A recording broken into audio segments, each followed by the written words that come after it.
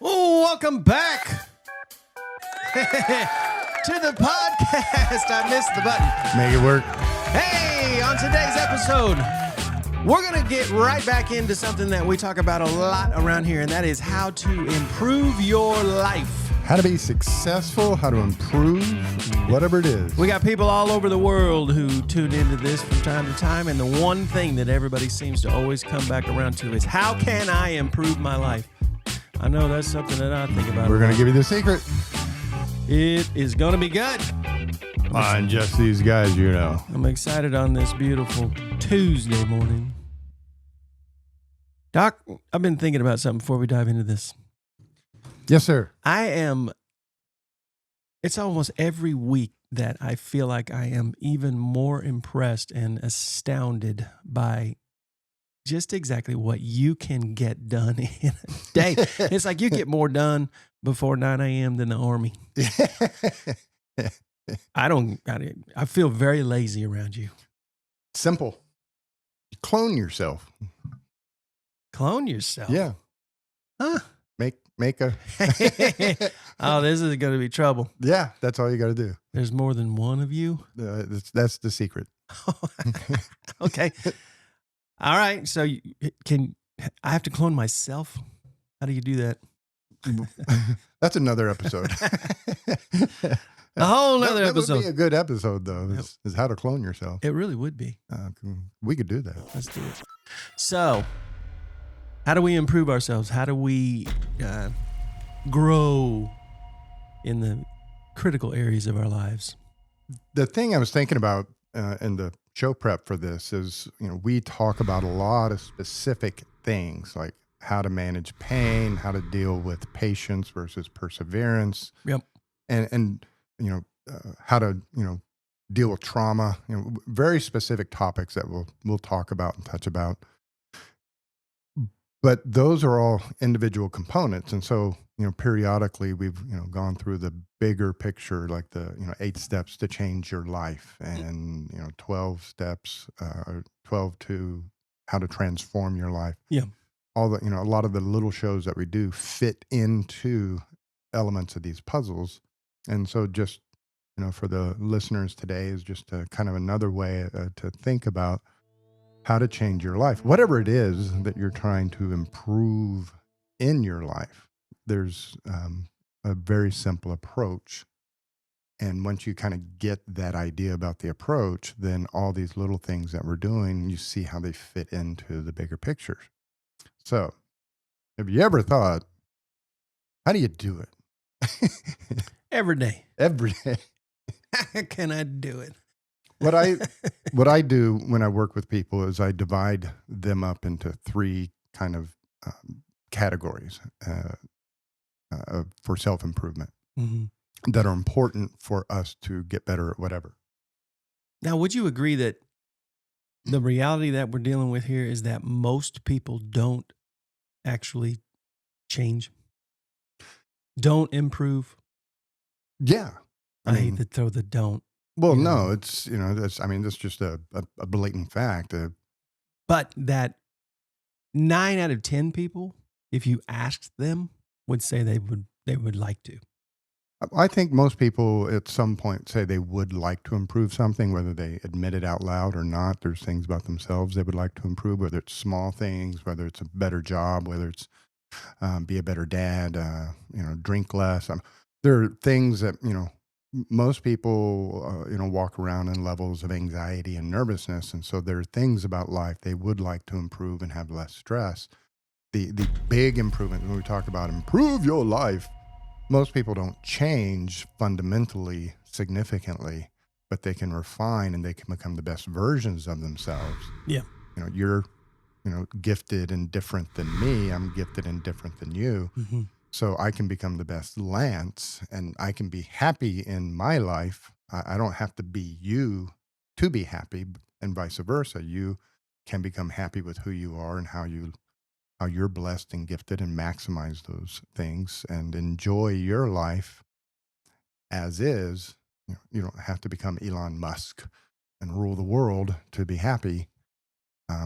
Those things are within our reach, within our grasp. And what I encourage people to do is to focus on 3 separate categories for self-improvement. Gotcha. Okay. Now, the first one that everybody can do out there starting today, Mm-hmm. but I always put second when I do therapy, is physiology. And it's a simple equation when you think about it. Your thinker, your feeler, your chooser, your mind lives inside this sponge, this organ in our head called a brain. Mm-hmm. And that organ, that physiological organ, houses how we feel, how we think, how we experience the world, how we remember our world. And so the first thing anybody can do to self-improve is to improve their physiological function, improve their physical health. You improve your brain, you improve your life. And did you do the brain quiz I sent you from Dr. Amen? I did not. You did not. See, step one to improving your brain Well, is to this is take why. advantage of the tools that are around you. Yeah, this is why I asked the question. Don't you think most people want to, but just don't? And it's a cool little quiz. I mean, Dr. Amen, with all his research on brains and how to have a healthy brain so you can have a healthy mind and a healthy experience. And so this quiz kind of helps you identify what's going on with your brain and then make suggestions about some of these things that I'm about to mention. First one, recognize the brain, the heart, the lungs. Those are the 3 major organs to take care of, because the heart feeds blood to the brain and the lungs feed oxygen to the brain. So you want to take care of all 3 of these things. And number 1, nutrition. What are you eating? What are the government statistics are talking about right now? It's a big mess in Congress, but food stamps, the number 1 expense on food stamps is sugary drinks and candies. Wow. So we're trying to help poor people by giving them some food stamps so they can have nutrition and sustenance for themselves and their kids. But what are they buying with it? Mm-hmm. Essentially toxins. Sugar, caffeine, these things ruin the brain. Mm-hmm. And so nutrition, good nutrition. Beat a dead horse about that. You know what good nutrition is? I don't need to tell you. Sure. Toxins, getting rid of toxins. I mean, it just, kind of makes sense. If you want this organ to be healthy, why would you pour poison on it? So, there's the obvious poisons like alcohol and nicotine, drugs, cannabis. All of these things poison the brain. There's no other polite way to say it. They're poisoning the brain. And that's a trade-off. You want to have fun for the weekend, quote unquote, smoke some dope and drink some beer. Well, you just shaved 5 years off the end of your life. Yeah, and we wake up in a fog and we wonder why. And then we don't remember what we did, but we're told we enjoyed it. Yeah. They enjoyed watching us do it. Yeah. Supplements. There's a lot of stuff in our nutrition that we don't get. Omega-3s, antioxidants. And we can supplement vitamin D, vitamin B. These things are very important for brain health. You want to improve your brain's functioning, so giving it the nutrition that it needs through your food and through supplements so that you can maximize the efficiency. People take better care of their car engine than they take care of their brain. They'll change the oil every so often. They'll put, fuel additives in there to make the sparks run a little better. I mean, they'll wash their car, they'll wash the engine, they'll take care of their engine, they'll change the air filter, the lungs, they'll change the air filter. But then they do absolutely nothing for their brain. Mm-hmm. Hormones. It's no longer taboo to talk about hormones. Men, we get low testosterone, and 400 is not acceptable, even though your family physician will say that's okay. You're older now. That's okay. Well, I don't want to be an old man. I want to be a healthy man. Yeah. How do I be a healthy man? You want your hormone levels in the average range. You want them up around 700-800. You want them in the average range, not in the lower non-diseased area of the range. Well, you're over 50. You should expect this. It's natural. And women, they obviously have the hormones they have to deal with, and getting with a good physician to help you understand and regulate those hormones, so that it's not just about mood and, going crazy because your hormones are all over the place, although that is certainly important. But also you have to recognize those hormones, the estrogen, the progesterone, the testosterone, all of these things are affecting our brain health. Mm. And so taking care of your hormone levels. And then the fifth one, which everybody hates, but is extremely important, would be exercise. Walking, jogging, riding a bicycle, swimming, getting the body's, a cardiovascular system pumping and flowing.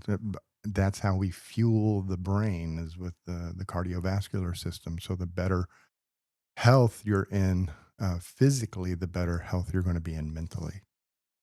Yeah, if you knew for a fact that the the fuel that you were putting in your vehicle was full of water or just crap, you wouldn't put it in. You'd be concerned about your engine. Well, it's the same thing. And even more important. That's the deal. A lot of people out here, they live in apartments, they live in cities, they're buried in their phones all day long. They know nothing about farming. They know nothing about, country living. And you've got to store fuel out there for your tractor. And then, springtime rolls around, you got to get the fuel out. You got to check the fuel. Do you have bad gas in there?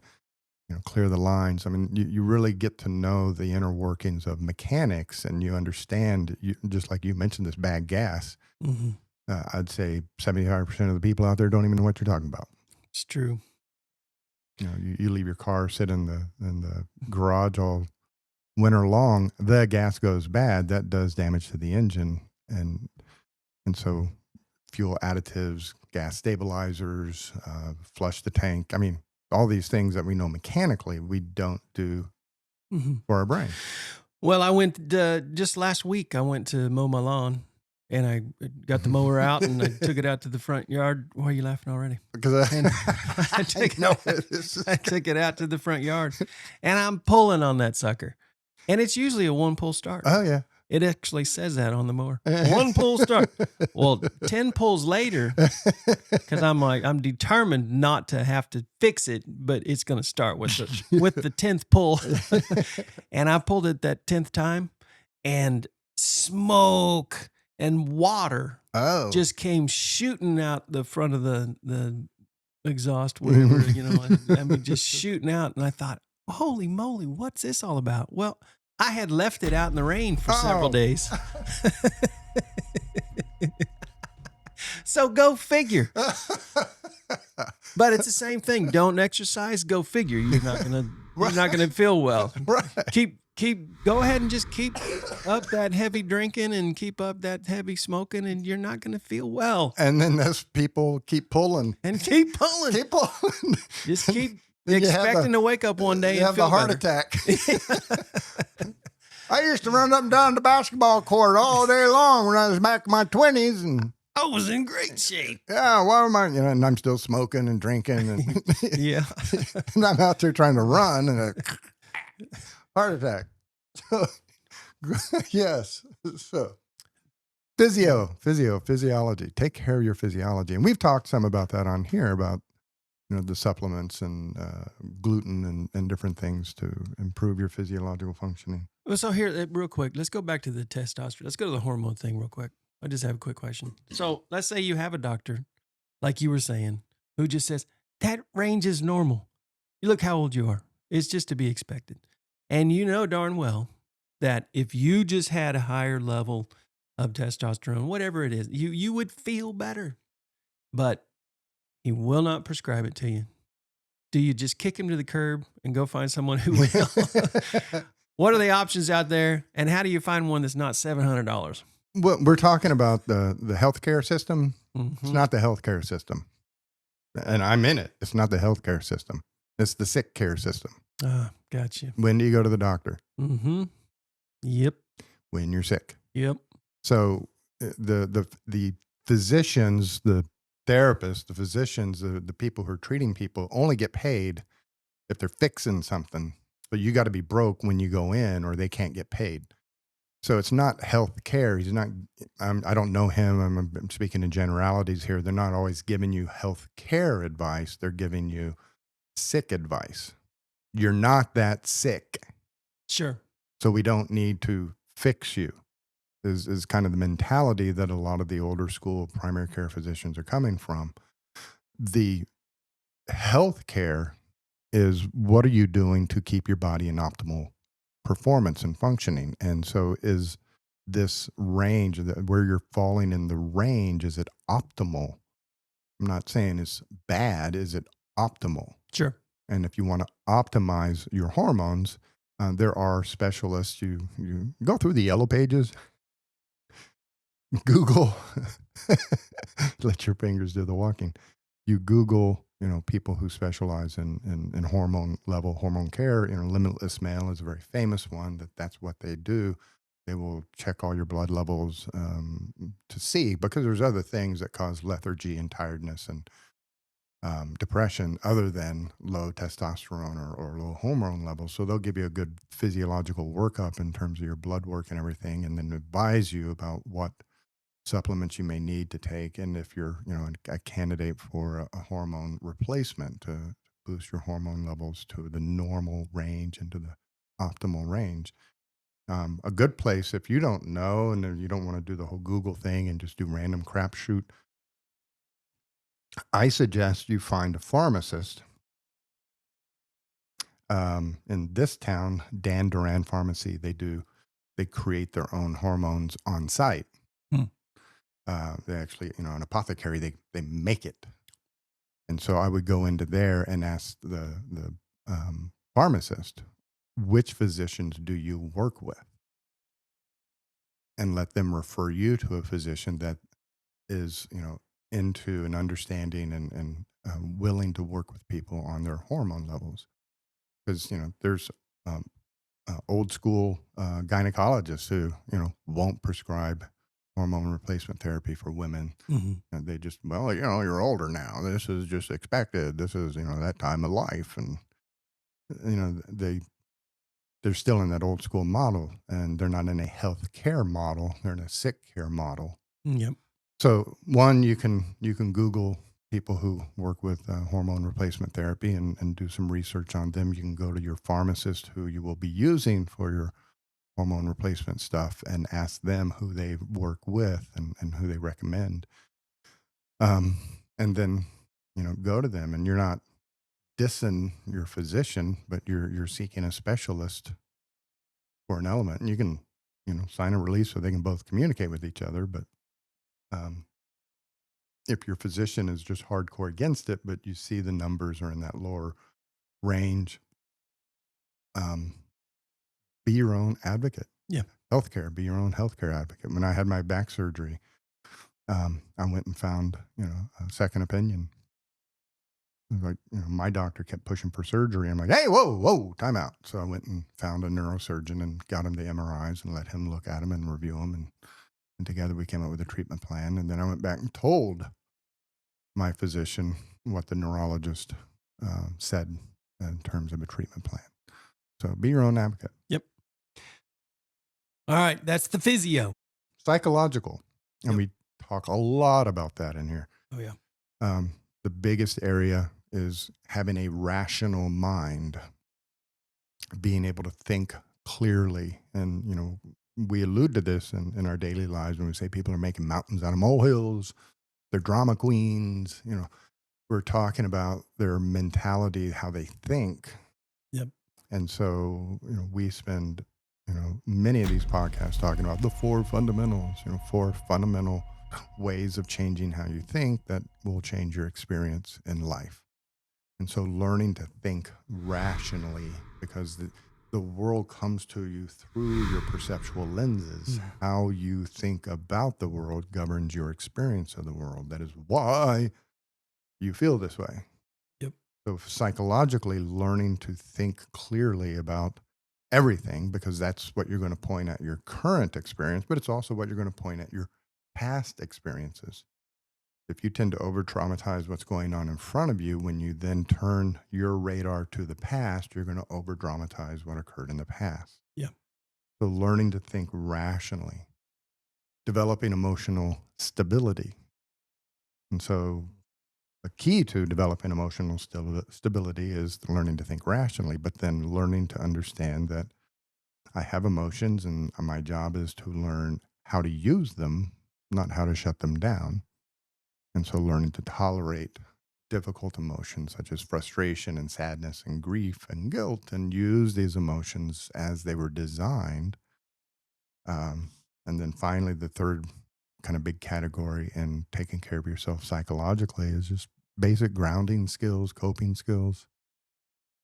In this world, there will be trouble, but take heed, I have overcome this world. Mm-hmm. So how do you handle things as they happen that may not be pleasant, fun, there may be setbacks? How do you cope with the ups and downs of life?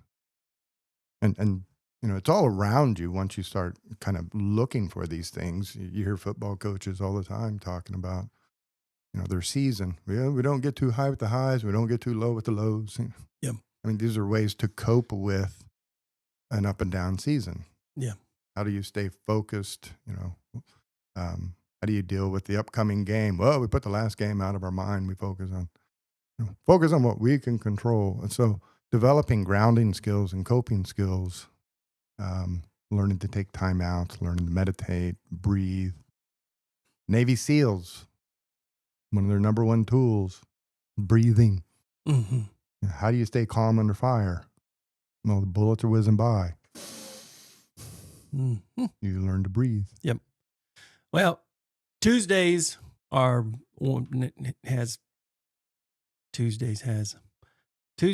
become my favorite day of the week. Not just because we record the podcast on Tuesday mornings, but this is a great way to start. But I end the day with a thing called Bibles and Barbecue. Yep. And so we have a bunch of us that get together. Most of the time we break out the grill if we don't order pizza or whatever. But we feed our physical bodies. Mm-hmm. And it's not always with the best stuff. But we are feeding our physical bodies, something that we need. But then, and more importantly, we feed our souls. And that's the third category. Yep. Spirituality. Yes, we feed our souls because we are souls with bodies, not bodies with souls. Mm-hmm. This is the category that most people completely miss. They might not take the best care of their physical bodies, but they take care of them. We all, if we're starving, we eat. And we take care of our minds somewhat, or at least we recognize when it's not healthy. But a lot of times our souls are starving, our souls are completely unhealthy, and we don't even recognize it. We know something's off, but we don't recognize that is a huge, huge, huge missing piece of our lives. And the way I kind of characterize it, the way I think about it, we are a spirit. Mm-hmm. We are a spirit being. We are a spirit. We possess a soul, Yep. which is kind of like our mind, and we live in a body. And that soul needs to be fed. The mind, the soul of your spirituality needs to be fed. How do you feed the soul? Yeah. It's how we're going. It is what is going to move on into eternity, Mm-hmm. not this physical body.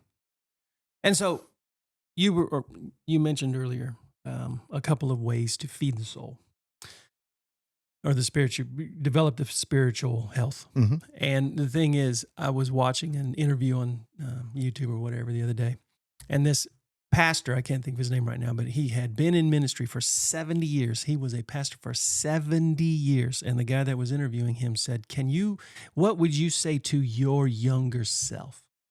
And he said, well, a lot of people are going to disagree with me on this, but I would tell my younger self that seminary is completely unnecessary. And he said, and here's why. He says, the two things that I would tell myself to do and make sure that I do every day and make sure that I was healthy in these two areas is I would say, you need to know the word and you need to pray a lot. He said, know the word. So read the scriptures. And this is the thing. We're not talking about things that aren't available to every single person listening to this, unless maybe they're, off in a country somewhere where you can't get the Bible. But it's all available. Yeah. We have Bibles sitting in our houses that are covered in dust.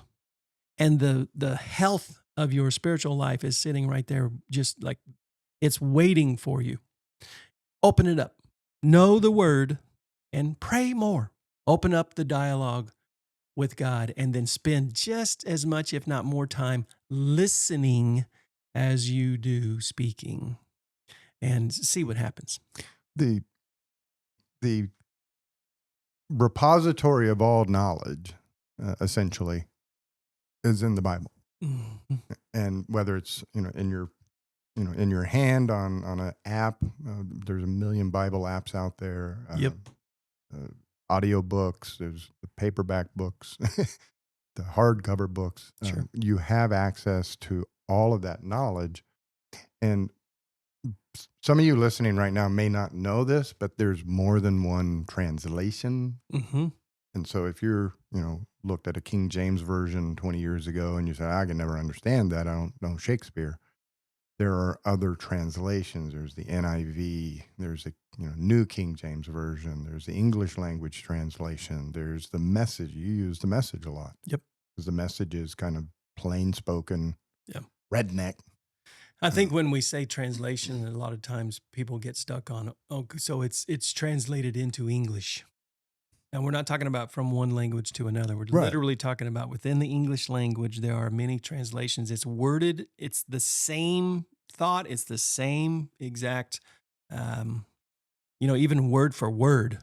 It's literally just a different way of saying it, but you're saying the exact same thing. And we can trust the translations. We can trust the scrutiny of them. Well, for example, Romans 12:2. Do not conform to the ways of this world. Mm-hmm. Well, conform. What does that mean? Well, another translation says, don't think like this world thinks. Sure.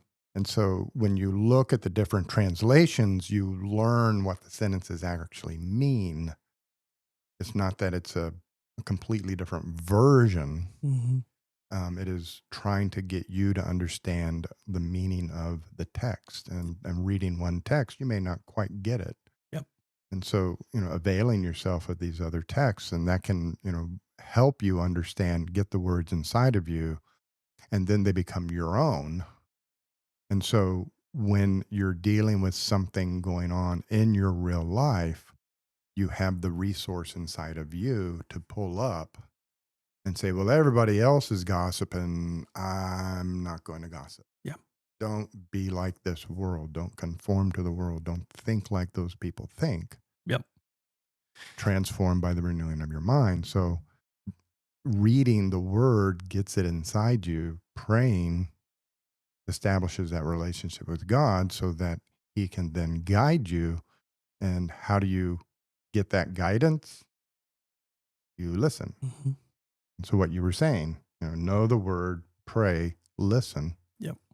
And this is a daily exercise that you can begin every single day. Put on a 5-minute thing in the morning as you're brushing your teeth, get some of the word in you, tell them what you want your day to be like, go out and listen and rinse and repeat. And all of a sudden, you will be building a foundation upon which to stand and deal with everything, the storms of life, the good, the bad, everything. You're on solid ground. And then you can work on physical. You can work on mental. You can work on everything that makes you a better you. And the people who have, done these, Mm-hmm. I never had anybody regret it. No. Well, that was a waste of time. Yeah, no. Now I know all this stuff about the Bible. I wasted a whole month there. Yep, that's a fact. They just don't say that. It's usually the opposite. Like, why didn't I do this 10 years ago, 20 years ago? Oh my God. Imagine that my life would have gone so much different had I known, had I been talking to him, had I been, So these 3 basic categories, you write them down, put them on your fridge, whatever, physiological, psychological, spiritual, you to be successful, to have joy, to have happiness, to have peace, there is something to be done in all three of these categories that all create that success. And you could be the most smartest Bible person in the world and have the greatest relationship with God, but if your body is deteriorating, you can't get out of the house and go spread the word and be a witness to other people. So, good for you. You got a good relationship. You're going to heaven, but what about your neighbor? Yep. Well, I can't get out of the house to go talk to him. Okay. So physiological, psychological, spiritual. This is how you build success. And if you are actually sitting there, standing there, whatever, listening to this, and you're thinking to yourself, why haven't I done this? Why am I just now thinking about, well, it doesn't matter. Just start today. Do it. Just do it now. Yep. Do it now. And when you're listening to this tomorrow, Wednesday, get your phone out, pick it up right now, and put on the calendar Tuesday, 6 p.m., Grace Point Church, Bibles and Barbecues. Start. If you're here in Wichita, you got no excuse. It's good food. And nothing wrong with any barbecue. Good food for the soul. Oh, good stuff, Doc. Woo! We appreciate it. Thank you so much. I'm looking forward to getting going right now. I'm just going to admit, I had a double dip waffle cone from Brahms last night. And you're feeling hungover this morning. And I'm a little foggy. Thank you guys for tuning in to Just These Guys You Know. We'll catch you next week. Have an awesome week.